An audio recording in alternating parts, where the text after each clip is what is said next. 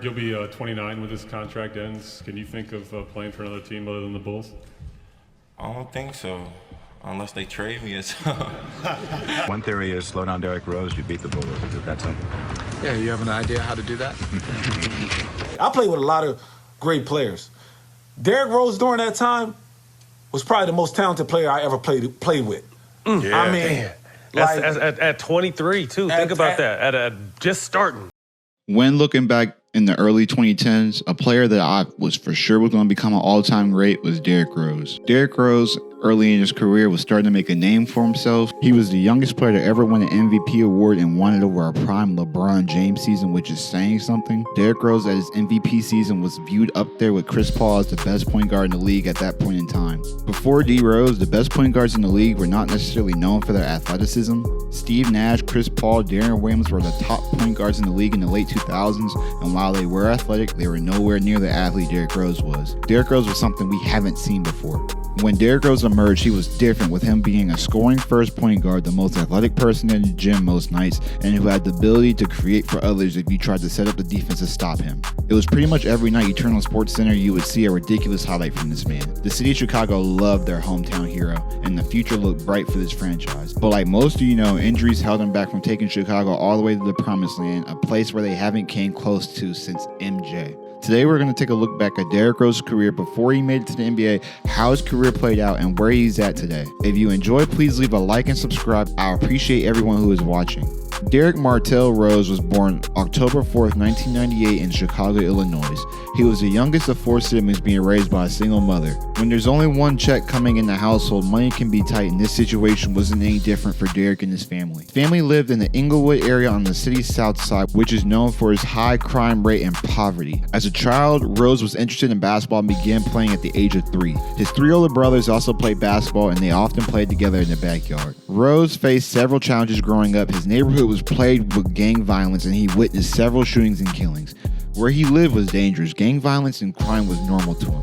I grew up playing in Murray Park. That got so crazy we ended up naming it Murder Park. I knew it was f***ed up growing up. The house I lived in had like 9 or 10 people in there, half of them on drugs. You used to have to check around the bed for roaches. You used to have to go to school with roach bites. Like, I ain't worried about homework, I just got bit by 6 roaches. Things were so bad, Rose talked in the documentary about a story where he didn't even have 5 cents to get a piece of candy, so instead he would just eat powdered sugar. I used to get a cup, put a powdered sugar in there, and get a spoon and sit there and watch Power Rangers and eat powdered sugar the whole day. Rose said, crazy, right? When I grew up, it was a 5-bedroom house. We had 13 people living in there. Out of them 13 people, 5 or 6 of them were crackheads. Being exposed to this type of environment at a young age forced him to grow up pretty quickly. One thing Rose did have going for him, though, was basketball. Derrick was extremely talented at basketball at a very young age, standing out from the competition.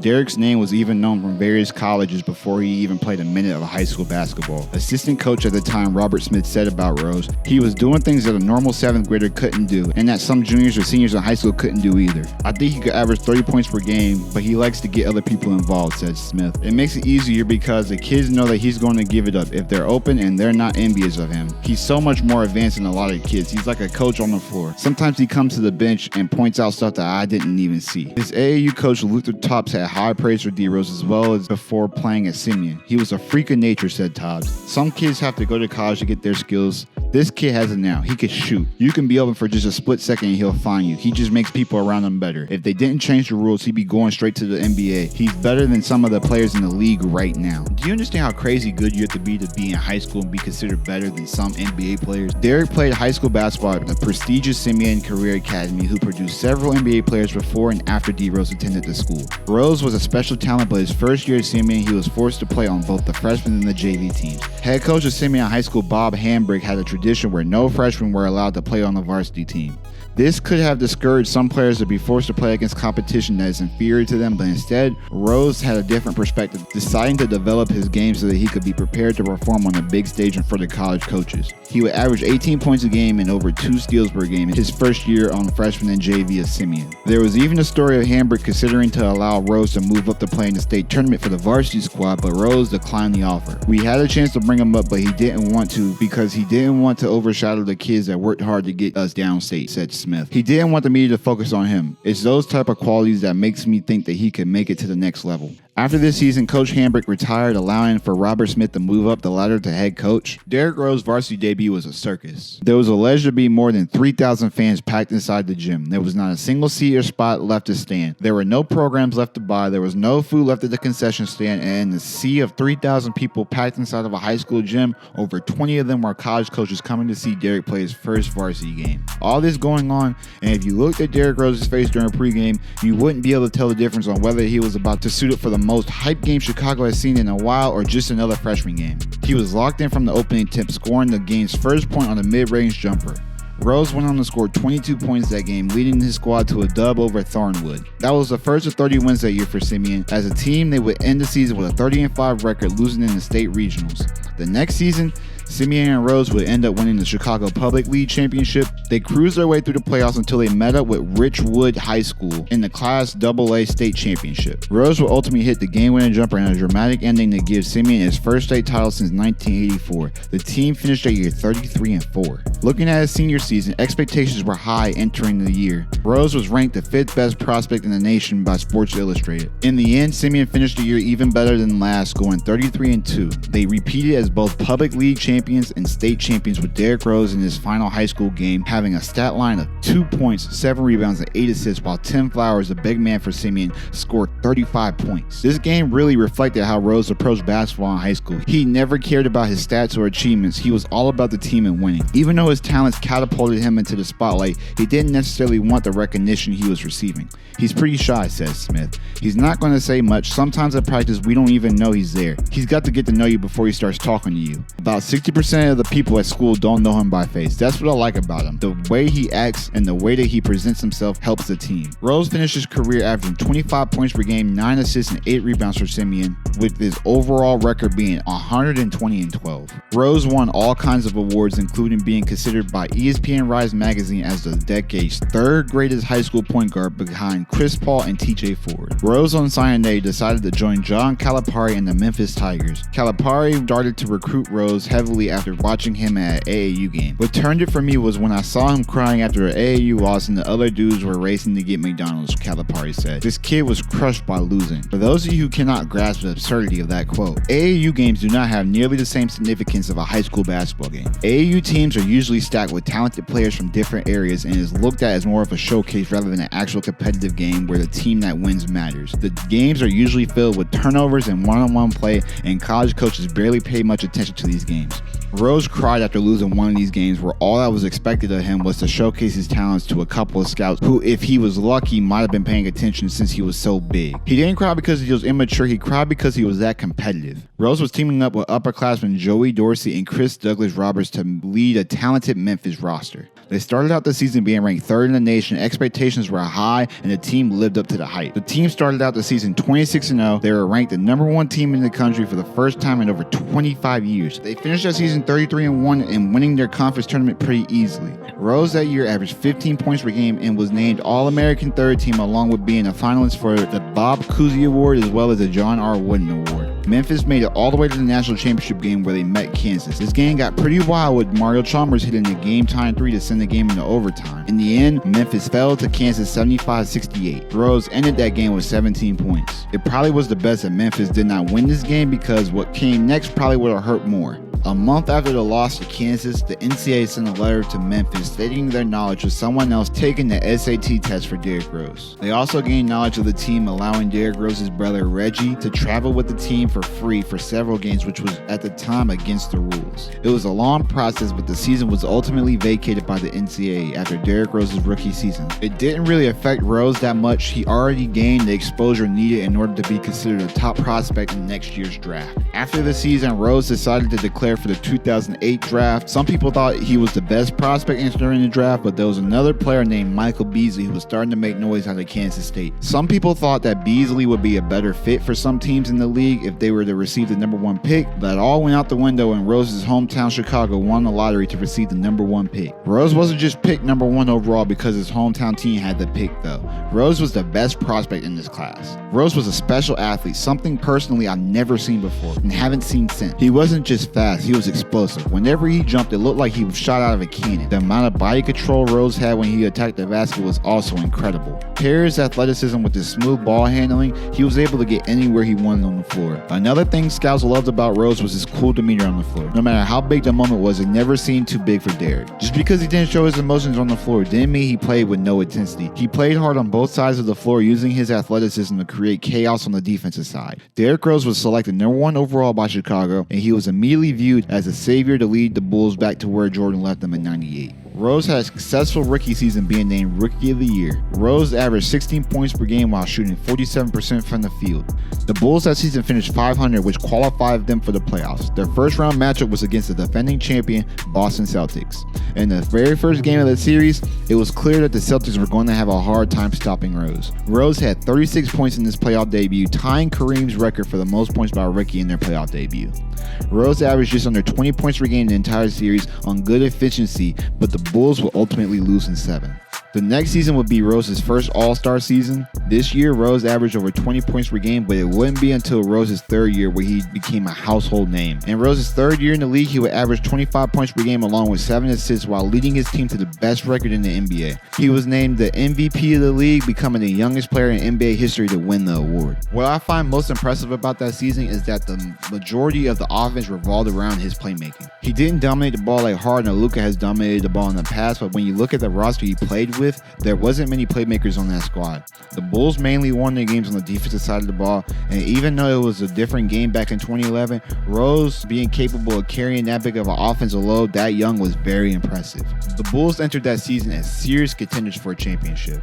They unfortunately would lose to the Miami Heat in 5 competitive games in the Eastern Conference Finals. Rose played good this series, averaging over 27 points per game. However, with him being the sole playmaker for the Bulls, it was easy for Miami's defense to key in on stopping Rose, causing his field goal percentage to dip below 40% this series. Even though the season ended with disappointment, they ultimately lost to a better team in Miami, and if it wasn't clear before, it was clear now that after this season, Rose was a superstar in this league. If you asked anybody at this point in time who the best point guard in the league was, it was more than likely they were going to say Derrick Rose. The Bulls have been searching for over a decade for their next guy after Jordan, and they finally found him, a 23-year-old stud who was about to get paid. Rose, after this season, signed an extension with the Bulls, a 5-year deal worth nearly $95 million. That may not seem like a lot of money now compared to what other players are making today, but at the time when he signed this contract, Rose took up 30% of the Bulls' cap space. Before getting into next season, I think a key detail to remember about this season is the lockout. The lockout caused the amount of games played to be shortened and condensed, with less opportunities for players to recover after games, with them having to play a certain amount of games at a shorter amount of time. The lockout shortened year is probably part to blame for the injuries that happened to D. Rose this year. He was banged up with minor injuries for the majority of the year, but nothing would compare with what would happen to D. Rose in the playoffs. During the Bulls' first round matchup against the 76ers in their very first game of the series, the Bulls were in control late. It was a little bit over a minute left in the game. Rose attempted to drive down the lane and tries to leap off the ground with his dominant left leg. But then... Wanted us. You were crying out that you bypassed the harder team in Miami Heat. Rose came down bad on his left foot. See him holding onto his knee, and down. Talked about the 26 games he has missed with an assortment of injuries, and now holding a knee. Rose ended up tearing his ACL that night, breaking the hearts of probably every NBA fan at the time, especially the Bulls fans. You have to remember, too, D. Rose tore his ACL at a time where it was still considered to be a career-altering injury. Nowadays, players are coming back from ACL tears like a sprained ankle. Derrick Rose, after this injury, would never be the same. He was still good, but he wasn't at his peak form like he was before the injury. Rose sat out the entire 2012-2013 season. The Bulls that year still made the playoffs and won their first round series, led by a heroic Nate Robinson performance. The Bulls were then bounced out in the next round by Miami again in 5. Derrick Rose's comeback was highly anticipated, not only by Bulls fans, but by all the fans in the NBA. Everybody wanted to see this guy succeed.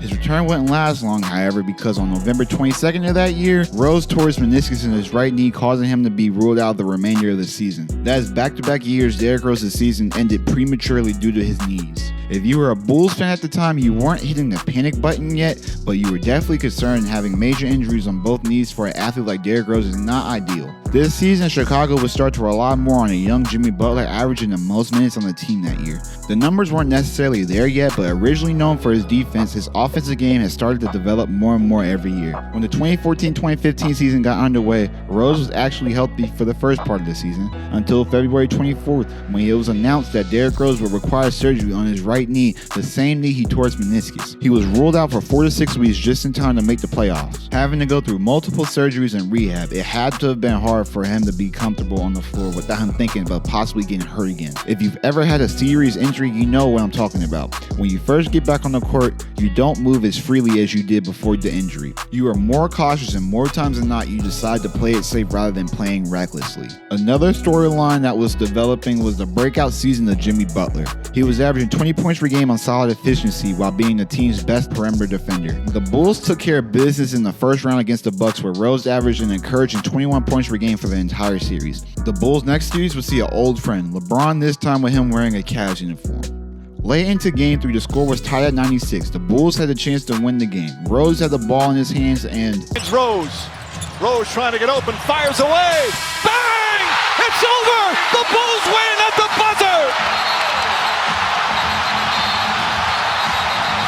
buzzer! Rose banked in the game-winning 3. This was a very special moment for Rose, but 2 nights later... James for the win. It's gone. LeBron James at the buzzer. LeBron ties the series at 2-2 with his game-winning shot. The Bulls would not win another game in that series, losing the next 2 games to the Cavs, ending their season. In the 2015-2016 season, the Bulls would have another disappointing season, missing the playoffs altogether. The Bulls were at a crossroads. They were no longer good enough to contend, and Derrick Rose that season was set to make $21 million. Even though it was an expiring contract, the Bulls after the season gave up that Derrick Rose would ever get back to the level he was during his MVP year. They decided it was time to try and build a team around their new star Jimmy Butler, so after this season, the Bulls decided to trade Derrick Rose to the New York Knicks. Rose did not take this news well. "I don't know how to feel right now," Rose said. "It's like I'm anxious, but I'm shocked. It's shy, man. That made me who I am." The Knicks were hopeful that Rose could help them bring them back to the playoffs. They wouldn't make the playoffs, not even close. Rose this year would average the most points per game since his injury, but the team was terrible. And to make things worse, just before the season ended on April 2nd, Rose tore his meniscus again, this time in his left knee, the knee that he tore his ACL. This is his 4th knee surgery now, 2 in each knee. After this season with the Knicks, Rose signed a contract with the Cavs, this time joining the man who knocked him and the Bulls out of the playoffs multiple times. Derrick got injured again early on in his stint with Cleveland, suffering a sprained ankle. At this point, Derrick just couldn't catch a break, man. Every time he took the court, he would get injured. It got to the point where Derrick seriously considered whether or not he wanted to keep playing anymore. He decided to step away from the team, but ultimately he kept fighting. What kept him fighting? I don't know. Don't ask me, but he kept going. He eventually made his return on the court, and not too much longer after making his return, he was traded again in the middle of the season in a 3-team deal to the Jazz. The Jazz ended up waiving Rose, allowing him to become a free agent. Rose decided to reunite with his old coach Tom Thibodeau and his old teammate Jimmy Butler to join the Minnesota Timberwolves. Rose finished the year with Minnesota and decided to re-sign with the squad again in 2018-2019. Rose's career was in a way revived when he got to Minnesota. It was the first time in a long time that he was able to play in a long stretch of games without injury. He had the infamous 50-point game during his first start that year with Minnesota. During that game, Rose played a total of 41 minutes and shot 19 of 31 from the field, including 4 for 7 from 3, and also hitting 8 of 11 free throws. The crowd at Target Center started to chant MVP for Rose. When he was interviewed during the post-game press conference, Rose was overcome with emotion, creating a beautiful moment for not only Rose, but the fans of him and his game like myself. After this season, he bounced around the league playing for the Pistons for a couple years and ultimately found himself back with the Knicks and his coach Tom Thibodeau. Derrick Rose never made an all-star team after his ACL tear, but he went on to have a 16-year career. If you ask me, I feel like Rose is a Hall of Famer. You might disagree with me, which is okay, but at his peak, I have never seen a more athletic point guard than Derrick Rose. Not Westbrook, not Ja, not Fox, not Wall, none of them are the freaks of nature Rose was in his prime. We will be asking this question for decades. How would Derrick Rose's career played out if he would have never gotten injured? If you enjoyed the video, thank you for watching to the end. Please leave a like, comment who I should do next. It's your boy Said, and I'm out. Peace.